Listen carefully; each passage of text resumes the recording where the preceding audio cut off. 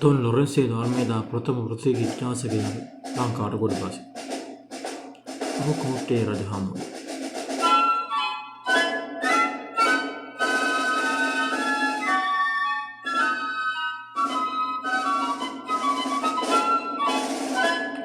ජෝරිස් van Spielberg ප්‍රථම ලන්දේසි ජාතිකයා 1602 දී ලංකාවට ගොඩ බසි. රොබර්ට් නොක්ස් එදා හෙළිදෙව් පොතේ කතෘ ඔහු දෙවන රාජසිංහ රජතුමාගේ රජ දැක්ම ජාන් හේවාලේ ජෝන් ඩොයිලි උඩරට ගිවිසුම කෙටුම්පත් කළ පුද්ගලයා ෆ්‍රෙඩරික් නෝත් ආණ්ඩුකාරවරයා